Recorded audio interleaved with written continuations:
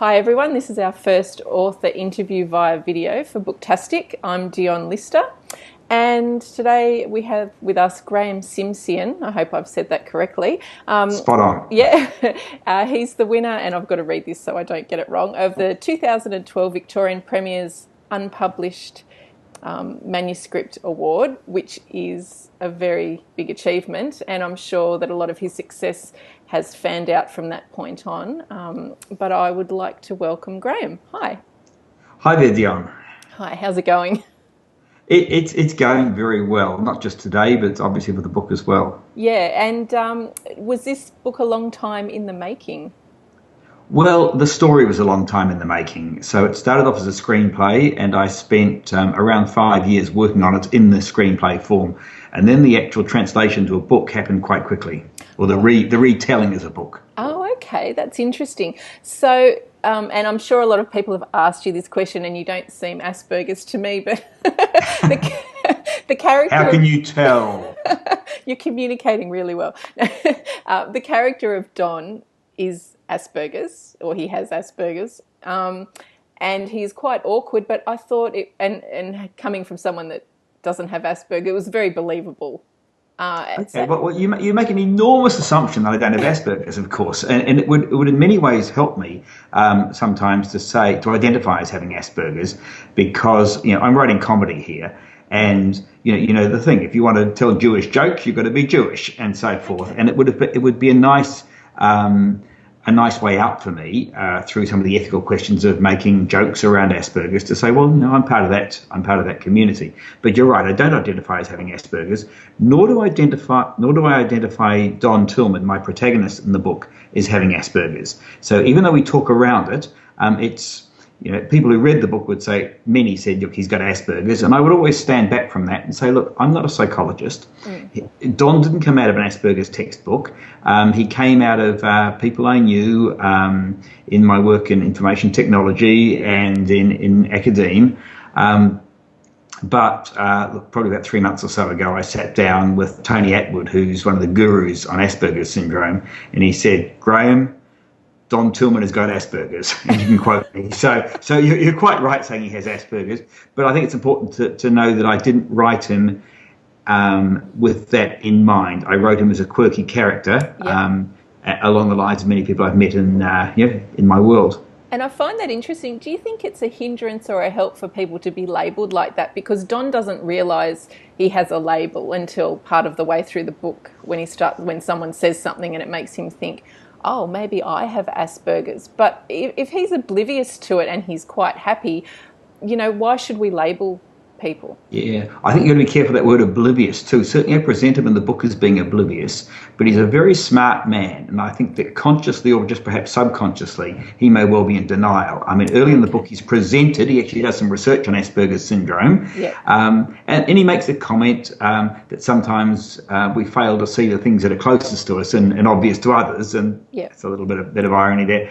But I think there's a possibility that Don as I say, chooses not to confront the idea that he might have Asperger's. And I think there are two, and I'm not a clinician, but this is what you'll hear from clinicians and from the Asperger's community. For some people, identifying as having Asperger's is an enormous relief. It's an explanation, it's a sense of belonging, all those sorts of things. Okay. It all makes sense now. Versus, for some people, it's a label they don't want to have placed on them. And having sort of talked a bit to that community, I can understand why. Yeah, I just wonder why we can't say we're all a bit different. Oh, look, absolutely. But Asperger's is a clinical psychiatric diagnosis. And in fact, if you read DSM-5, which is the psychiatric manual, it effectively says that there must be some disability involved with it, some sort of lack of functioning in sort of a social, professional, whatever world. So you're actually saying this person can't do certain things. They don't measure up. For me, I like to see it as a difference in the wiring, if you like, which perhaps makes certain things a lot harder for people, but doesn't mean that it's impossible for them to achieve it. They may just have to work harder at it. And all of us have got different ranges of abilities, but as soon as you put a label on it, you start to put on that flavour of disability, of special consideration, and not everybody wants that. Yeah. And so did you do a lot of research while you were writing it, or you didn't do that till afterwards? I didn't do it till afterwards. There is, for all practical purposes, I read nothing on Asperger's until the character of Don Tillman was absolutely set in concrete. I read afterwards because people said, look, this guy's got Asperger's. And I thought, okay, I need to know. But I never consciously took something out of a textbook and said, I'm going to add this to Don's character. And I like how he was self-aware, and of course his character developed throughout the book, and he was trying really hard to fit in because he wanted to belong, as you were saying. He didn't just want to belong to the Asperger's Society, he wanted to belong to society, which was I think he has a particular desire, which he wants a partner, and he realises that that isn't going to work for him unless he, as he would put it, acquires the necessary skills. Yeah. But he actually starts the book reasonably happy otherwise, or at least externally so. You know, if I like to think when I'm talking about my characters, what they would say if asked by a psychiatrist, you know, who would say, superficially, are you happy, Don? And I'd say, yeah, of course I'm happy. And then, come on, Don. Then if they really dug deeply and private, what might they say? Yep. And then what might the psychiatrist say? I've just spent a lot of time working with this guy, and deep down, he's not really as happy as he could be. He's in a certain amount of denial about some of his problems. He doesn't think there's any alternative, so he might as well get on with it. Okay, that's a good explanation. I also think too, some people, if you haven't experienced something, you don't know what you're missing. So your happiness scale might be a 1 to 5, whereas there's really a 1 to 10, and you just don't know about those other 5. Yeah, look, I think the other thing is that this sort of thing is relative. One of the most influential books I read when I was younger was One Day in the Life of Ivan Denisovich by Alexander Solzhenitsyn. And the thing that really struck me was, here's a guy who's just spent the whole day in a Siberian labor camp. You know, life doesn't get a lot worse than that. And at the end of the day, he reviews and he says, well, you know, it wasn't a bad day. It was, I got an extra bowl of soup. I got some satisfaction out of doing some skilled work and building a wall or whatever he was doing. Now, you can read, though, that last paragraph of One Day in the Life of Ivan Denisovich in two different ways. One as ironic, saying, oh, my God, this poor guy, that's what his idea of a good day. That just underlines how awful his world is. And the other is a bit of a comment on the human condition, which says that it's all relative. You can be fabulously wealthy and unhappy. You know, this is not about some sort of absolute that, you know, the more money you have or the more friends you have or anything like that, or the more followers on Twitter. You know. Yeah. Well, I think it's about living in the moment. Yeah, it's about our state of mind. It is not about, you know, how many possessions you've got upstairs or any of that. Yeah, exactly. One of the best feelings is when you're busting to go to the toilet and you finally get to find a toilet. That's a happiness in life, I think.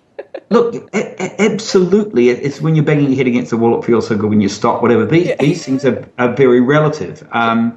If you know, you might be worried about. You know, whether you can pay a bill or something like that. And then the doctor says to you, look, we're going to do some tests because we're worried. Yeah. And wow, suddenly the level of anxiety and what you care about changes because the perspective changes. And when you get the positive result from the tests, you know, who cares about the other thing that you're worried about? Yeah. Now, I'm not sure if you can answer this question. I haven't done a lot of reading on this, but you did the screenplay first, so obviously the screenplay's all ready to go. Is this being made into a movie, or are you in talks with anyone at the moment? Sony Pictures have optioned the film rights. Ooh. So it's very clear that's public information. Okay. And I've got the gig as screenwriter. Now, that means the way that this works is I don't have a job for life there. Yeah. I have the right to, under my contract, to 2 drafts. So I put a draft in, which I did just before Christmas. They will give me notes on that draft and I can update that draft, and then they have every right to bring in somebody else or whatever. Okay. But I have rights around the credit that I will get if the film goes ahead. Okay. And do you get any input after that as to they might have 3 people they want to play Don, for instance? Can you say, no, you don't? I have absolutely no rights as far as that is concerned. Now, depending on my relationship with Sony, they may or may not ask for my input. They may or may not kick things past me. I hope they will, and I hope we've got that sort of relationship. But I don't have a contractual right. So as exciting as that is is it scary too because you don't have that control and you have a vision in your mind of what you want it to be? No, No. not at all, not at all. And look, I think for an author who has not got any sort of involvement in the film industry before, it is exactly that. Here's my baby, here is my book. Someone is going to take it away and destroy it or damage it. If you've come out of a screenwriting, at least educational background as I have, then you are taught making a film is a collaborative process. The screenplay is one of the creative inputs. You're also going to have the director who gets the main credit generally. You're going to have people down to set designers, you have actors, you're going to have the music. All of these things will come together to create the film. And if anybody has any right to be the holder of the overall vision, it's a director who might add answers to a producer who will be concerned about the commercial viability of the thing and so on.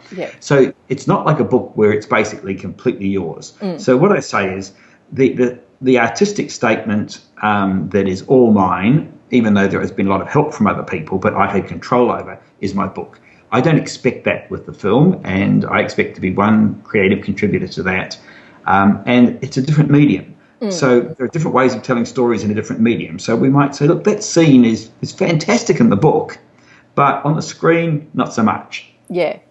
Well, that's a good way of looking at it, because I think it would be exciting, but a little, well, for me, not that anyone's going to pick up my books, but yeah, it'd be exciting and scary. You don't know. You don't know. And I think what makes a good screenplay or a good adaptable book is not necessarily the same thing as makes a good book, particularly when you're talking about a good book as it might be critically received. Yep. So I don't know how many Booker Prize winners make it to the screen, but my guess is proportionately not as many as you might think, given the high esteem in which they're held, because often it's the beautiful writing that is got them there, and that beautiful writing doesn't translate on the screen. Yep. I mean, we saw it with The Great Gatsby, an attempt to do that, successful or otherwise, depending on how you looked at it.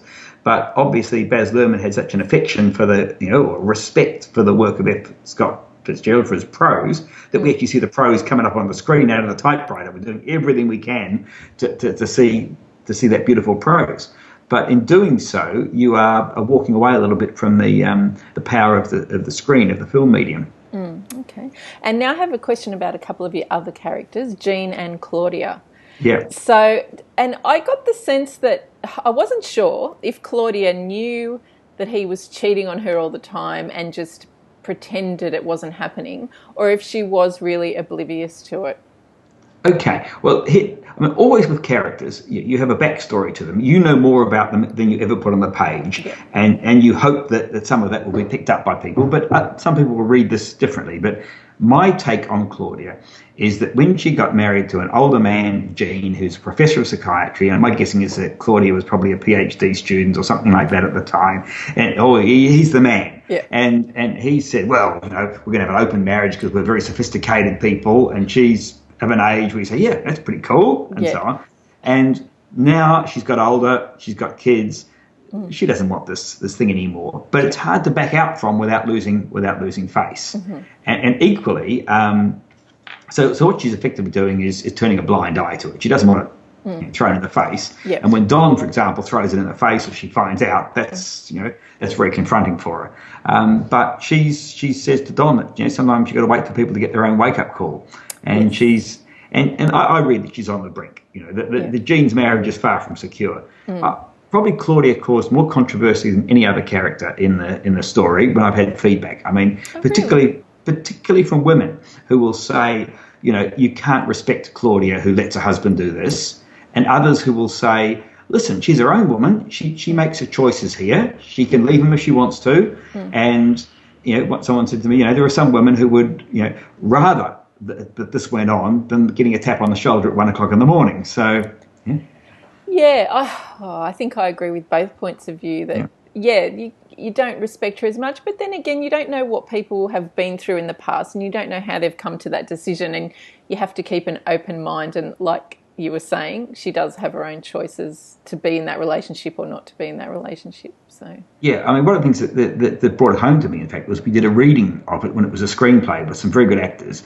And the actor who read Claudia was a very experienced, very good Australian actor. And she was just such a a walkover. She's just sweet. Yeah. And I thought, that's not the way I see Claudia. I actually see Yeah. Claudia as pretty tough, who's made this decision and is working through the consequences of it and so forth. Not in any way someone that Jean is walking over. I saw her as a strong character. Actually, Yeah, well, I of saw course, her as a confident woman, but maybe regretting her relationship at that time. I think so, and that probably reflects the feedback I had from the reading. You see, because when I saw that, I thought, okay, I've got to make it clearer that she doesn't, But I can tell you that that as we work with a screenplay, and I work with an American studio on the screenplay, there are questions about whether the relationship that Jean and Claudia, how that would be regarded in the US, and whether that would make Jean such an appalling person. See, there's almost a British sort of tradition of the rogue, of the almost a lovable rogue. You go back to My Fair Lady and things like that. The man, with a little bit of luck, that type of thing, who's out there philandering. It's a very British sort of character, and he's a lovable rogue. Whereas the translation to today's world, and in the US in particular, is this man is immoral. He's a terrible person. And he can't really be Don's friend, because that would make Don tolerate absolutely untenable behaviour. It does bring up issues, but that's a very black and white way of looking at it. And have you seen The Wolf of Wall Street yet? Not yet, no. Well, I gather that he's a man who's got some Oh, he's way worse than your character. But the funny thing, which I thought was clever, but maybe it's because I'm an Australian watching it, not an American, so I have the other perspective. But you actually do not want to see him totally fail at the end, even though I hated him at the beginning. As the movie went on, you developed a bit of a sympathy for him. So they actually made his character relatable enough that you see relatable is very different from likable, and I think this is something that we is almost a chicken out sort of position when you say, you better make them likable, because then everybody will be safe and comfortable. Whereas good films in particular, and the same applies to books, often have characters who are not likable, but whose mission we can get involved with. I mean, I think of something like Dog Day Afternoon, the film Dog Day Afternoon, but these guys are going in to rob a bank. So one of them can have a sex change operation. They're not immediately attractive. Or something like Midnight Cowboy. These are older films, but he's going to New York to be a male prostitute. Not exactly the most appealing, but we get behind them because they're determined, they're facing adversity, and we say, look, and that's part of the Breaking Bad. Yeah. Breaking Bad. We're in there rooting for Walter White. He's a drug dealer. Yes. But they've got a motivation we can relate to. They've got a motivation, and they've got a motivation. They are determined, and we tend to relate to people who are determined to do something, even if that thing is not a worthy thing. Yeah, and also I think people have to remember that everyone is complex and everyone is a contradiction. People aren't that simple. Yeah, in fact, I'll tell you, when I was, just as a sort of a writing thing, in the early days, Don had two friends at university. Okay. Right. One was the evil Jean, and the other one was the good man Alexei, who was the gay lab manager. Oh, okay. And he got good advice from Alexei and bad advice from Jean. And at a certain point, I rolled them into one character. And what you get is a more complex character. That Jean cares for Don. Jean is actually at one level trying to give Don advice. On the other level, he's a narcissist to show off. He's trying to show Don how smart he is. Yeah. And look, I think most people who give you advice have a bit of both in there. One, they care for you, but the other, they care about how they look. And Jean is as such a more complex and interesting character. And of course, when you're thinking films, it's much more interesting to have one complex character who will be a challenge for an actor than two stereotypes. And I wonder if it depends on the actor they choose as well, because if it's a well-loved actor, people might relate to them better. Yeah, I mean, I see Jean, if you want me to put a name on it, there's someone like Alec Baldwin. If you think of Alec Baldwin and It's Complicated, for example, that's very much the Jean character. Yeah. And what about Don? Who would you like to see play Don? Look, I'd like to be pleasantly surprised. My reference point here is Russell Crowe in A Beautiful Mind. That who would Okay. have thought it? And yet some brilliant casting director has said, "What the heck? Why don't we do this? Let's get into play against type and see what we get." And I Yeah. would like to see an actor that we wouldn't. Imagine Leonardo DiCaprio as Don. Now you're not thinking Yeah. that immediately. He's not your immediate thought, and No. yet who knows what he would make of Don as a character? Yeah. And that's the creativity that the actor brings it. Rather than being sort of a control freak sitting over the top saying, "I want Don to be just like this." I'd like to be surprised. Well, that's interesting. Okay. And so when or did the success kind of feed off the award that you won? Like you had people contacting you from there, or did you have things in the works before that award happened? Well, I'd actually submitted. Your listeners will know all about this. I'd actually submitted to 3 publishers to their slush piles, Okay. and was waiting for Yes, something as to you happen. do. Although it had only been a little while. It had only been a month or so. Oh, But well, that's hardly any yeah, time. but I expected to have to wait a long time before I Yeah. got any answers. And in fact, I'm pretty sure that 2 of them had decided to pass on it anyway. I know, one had decided to pass, but then when I was shortlisted for the award, it wasn't winning the award that did it; it was being shortlisted. Yep. That reignited everything because I wrote to those publishers and said, "Hello, guys, I've just been shortlisted for an award." Yep. As a result of word getting around from the judges because these things leak. I had a couple more publishers come on board, and that was a change. And then when I won the award, then at least one publisher had another look at it. They decided to pass. They had another look and changed their mind. So the award made being shortlisted made a big difference. And the publisher who I ran with wasn't the one who changed their mind, so it didn't actually make a difference in the end. Yeah, and it's actually reassuring, and I know many people listening are just readers, but there are a few authors the authors tend to be readers, and it's reassuring that we know that people in the traditional publishing houses don't always get it right. No, all the time. And I think they get it wrong both ways, of course. They get it wrong a lot because virtually any book that you see, well, most successful books have been rejected by somebody, all the way from J.K. Rowling back to James Joyce and so forth. Great books have traditionally some sort of history of being rejected, and it's because you can understand they've got so much coming at them. Oh, yeah. You're going to make that sort of mistake. If you've got 1,000 people who want to date you on the internet, you're going to have to say no to 990 of them. Or if you're Jean, maybe only 800. Yeah, that's right. But you're going to end up, because you've got so many, you're going to end up making what Donna called a type 1 error. You've got to say no to some of these people who could have been great. Yeah. And it's the same with books. And then you've got the other end that they still manage to take on books that don't do very well. Yeah. Okay. And yeah, I wasn't.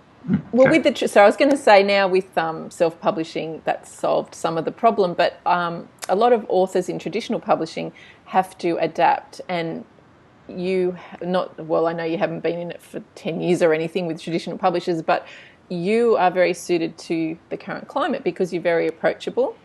I met you on Twitter, which and you're happy to talk to people, you're happy to get out there and sell yourself and sell your book. Yeah, look, it's very tough, I think, because it's not there's no correlation between being able to write a wonderful book and being any good out as a public speaker or wanting to, or being an extrovert or any of those things. In fact, it may well go the other way. That's a lot of people who write beautifully are introspective people. They're not necessarily particularly social, and they want to get on with writing instead of doing these other things. Yeah. I'm fortunate in that I've got a background and probably an inclination towards mixing with people, towards public speaking, which I've done professionally over a period of time. So that climate suits me. But I really, really feel for authors for whom that climate is just an enormous burden, and who would rather say to their publishers, "Look, you guys, I expect you to do that type of work. That's not my stuff. I write the book, you market it." But today it's teamwork both ways. I expect help in getting the book written. They expect significant help now in marketing it. Oh, well, they're lucky to have you, I think. Yeah. And I read that your wife is also an author. Do you guys critique each other's work? Lots. Mainly we work together on story. And I think that, and one of the things I got out of screenwriting is that creating story is collaborative. That, you talk about Breaking Bad or something like that. Now, there's some great story. This comes out of a bunch of people sitting in a room, not someone sitting in an attic, kicking it around, and then eventually the actual writing process will be delegated, I believe, to one person. That's the usual way of doing it. But the creating story, or breaking story, as they call it, is collaborative. And I think there's a lot to be said for that. And most authors don't work that way, of course. And once you're a successful author, it becomes awkward. I mean, it's very difficult for me to go into my writing group and say, look, I've got $1 million advance. You guys like to help me with a story. It's not, You could give them all a gift voucher to the shop. Yeah, you could do that. You could give them a $10 Myer gift voucher and say, how do you feel now, guys? Thanks a lot. I'll buy you a bottle of wine. Yeah. I've got it in the back of my Rolls Royce. Here you go. That's funny. So, but my wife, obviously that's a different situation. We don't have that concern. So the two of us work together pretty hard on story, and she tends to bring story problems to me. She'll say, how do I get this to happen? Yeah. And because I've got that distance, it makes it easier for me to do. And I tend to run the story past her and say, look, I've got the solution, but how does it sound? And she'll say, well, not so much there, or more of that. Yeah. Okay. And have you got anything in the works at the moment? Are you writing a new book? I've just submitted the sequel to the Rosie Project. Oh, good. And the good news on that is that my publisher in Australia, Text Publishing, have said, yep. They say, yes, we're happy. Yes, it's a goer. Oh, it doesn't mean we're not going to edit it. Yeah. And get into it. So there's still an editing process to go. Yeah. But my overseas English language publishers, who had given me an advance for that book already, so I was locked in contractually, have given the nod back and said, yes, we're going with this. Oh, good. And just a few hours ago, we've accepted an offer from Germany, who were not locked in to taking it. But Rosie Project's done very, very well in Germany. It's currently, I think, number 3 in the Spiegel list, so it's travelling well. And they've said, look, we've read it, we've read the manuscript. And that's tremendously encouraging for me, because they weren't locked in, they hadn't given me any advance. Yeah. They've seen this thing and said, do we want to buy it? And they've said, yes, and we'll make an attractive offer. So that's great. And so right now, my concerns are editing the sequel to the Rosie Project, working on the screenplay. So Sony haven't come back for a redraft yet, but that will happen at some point, I would expect. So I'm locked into doing that. And then I'll be thinking about book 3. Oh, that's exciting. Oh, it is, yeah. That's very exciting. Congratulations. Oh, thank you. So I'm an author. That's what I do for a living now, so I guess I better be writing. Yeah, no, it's very exciting. So are Germany going to publish it in English and German, or they're just going to translate it? No, they have the German translation rights, which means that they actually publish in German, which then gets sold, of course, in Switzerland, Austria, in German-speaking places. Excellent. And what other languages? Is it translated into any other languages, the Rosie Project? Yes. So what languages? You're not going to ask me to list them, are you? Because I couldn't. Okay. Even give me 2. 37, okay? 37, whoa. Okay. Lithuanian, Icelandic, Estonian, Albanian. Wow. Catalan. Gosh. Yeah. So we sold 37 languages plus the 4 English language territories. Gee, that is Macedonia. I think we've just done a deal with. Every author's dream, I think. So did you ever think this would happen? Obviously, everyone's always working towards that. If you're an author, ultimately you want world domination. But did you ever expect that this would happen? Look, there's the goal you set yourself, and then there's a realistic expectation. Right from the start, when I was writing a screenplay, my goal was to have a Hollywood film made, because I was writing a romantic comedy, and not many romantic comedies get made anywhere except Hollywood or the UK. So you have to target those. You're more likely to get it made if you get a romantic comedy in Hollywood than you probably are in Australia. Yeah. So particularly today, because our romantic comedy record hasn't been all that wonderful. So when you're saying my target is to have a Hollywood film made, then actually having a best-selling novel is, well, certainly no higher than that. Yep. And at the point where I got the nomination for the Victorian Premier's Literary Award, I thought it was possible to do everything that we've done since. That was a stretch goal, but I thought it was possible, and I wasn't going to lower my sights until somebody made me lower them. And so I said, no, it didn't happen. And I've been encouraged, particularly by Tony Jordan, the author of Edition, and more recently of 9 Days, and in between that, Fall Girl. So she gave a talk to a group that I was part of when I was studying, and told the story of her book Edition, and which was, again, it's a story of somebody who's mentally a little bit different, and it's a romantic story with some comedic aspects to it as well. Yep. And she was snapped up by the Germans and then by the Dutch and the English, and she was on the Richard and Judy book club, lots of things like that. Yeah. I thought, well, okay, I've got a book in the same sort of place. I'm an Australian. Tony lives around the corner. It's not, this is not impossible. This is doable. Maybe I should move down there. You got some pretty serious authors in Sydney. Yeah. Oh dear, but the comedy in the book, I enjoyed the comedy. It's a funny book. That's why it sells. Yeah, was it hard? Like, did you have to rewrite certain parts because they weren't as funny as you first thought they would be, or that sort of comes naturally to you? No. What happens is that Don Tillman is a character. Look, I think you only get gifted one comedic character in a lifetime, unless you're an absolute genius. But I think of people like John Mortimer with Rumpole, or I think of, or even going into P.G. Wodehouse and Bertie Wooster or whatever. You get one character. There's not many you can write books with lots of different characters. I mean, take John Mortimer. All the Rumpole books were very funny. His other books were not. Okay. They were lesser books, but he had the one comedic character. Okay. Don Tillman, whenever he walks into a scene, creates comedy. Yes. Now, how much, it depends on how much work I do on that. But what I found was not so much that I had to rewrite scenes that weren't funny. It was when I submitted the book, my editorial advice back was, let's make this scene a little shorter because it's not that hilarious. Oh, okay. And this one is really funny, so let's spend more time in it. Let's roll around in this scene and really enjoy it. So there's the cocktail scene in the book, the ball scene in the book, and my editor said, let's have some more fun there. So there's a lot of stuff that just extended it 2 or 3 more pages just to really enjoy it. Yep. Whereas some of the scenes in New York where they're traveling around said, yeah, it's okay, but it's not, it's not, we're not rolling around the floor. Okay, excellent.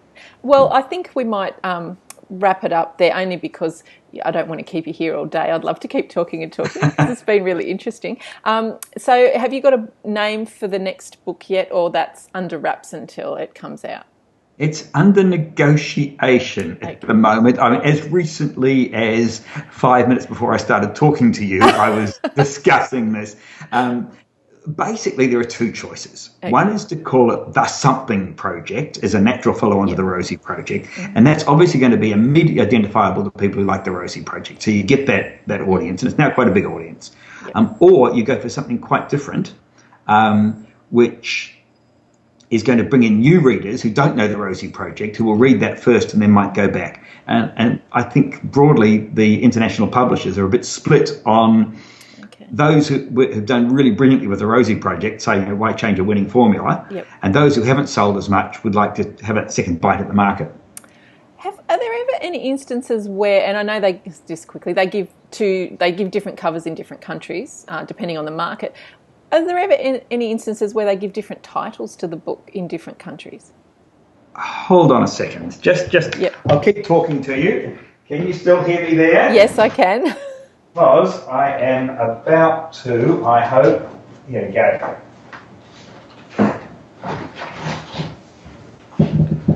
Now, can you see that? Yes. Oh, okay. Now that looks like, is that French? That is L'amore è un difetto meraviglioso. Pardon my Italian pronunciation. Oh, it's Italian. It seems like something about a difficult love or lover. I don't know what meraviglioso means. Love is a marvellous fault. Oh, there you go. Okay? So they called it. Well, love is a wonderful fault. Because there's a saying, love is a wonderful thing. Yes. Love is a wonderful fault. They called it that. And the French are going to call it Le Théorème du Homard. Again, pardon my pronunciation. The lobster theorem. What? Yeah. Now, part of the problem is if you called it Le Projet de Rosie, the project of Rosie, Yes. it's not clear then whether it's Rosie's project or the Rosie project. That's their excuse. But they have to get permission, and it's called Le Projet d'Esposa, the wife project. In one of the Spanish versions. So in either the Spanish or the Catalan version, it's called the Wife Project. Okay. So technically they have to get permission from the publisher, the original publisher, and from me, if they want to change the title. Okay, that's really So there you interesting. go. There you go. But lots of different covers. So there's a little bit of trivia. Wow, and have you got a copy of all your different covers? Of course I have. Actually, do you want to hold up the normal one, the one that's sold here? Have you got that there to show everyone? As a matter of fact. Okay, so that's the Rosie Project, and as someone who's read it, and I will be putting the review up on Booktastik, I gave it 5 out of 5 unicorns because we do the unicorn thing. Oh, and you've got cups as well. Awesome. There you go. That was a gift from my son and daughter for Christmas last year. Oh, that's awesome. No, it's a fantastic... The English cover on the other side. But it really, it's a romance, but it's not a traditional romance, and I would call it literary fiction, but it's, it's not hard to understand, and the character is engaging. All the characters are engaging in their own ways, and the comedy is brilliant. I really enjoyed it, and I would recommend it to anyone. Thank you very much. We should say goodbye. Yeah, of course we should. Thank you so much for joining us. Look, thank you so much. Really enjoyed the chat. Yeah, thanks, Graeme. Cheers. Cheers.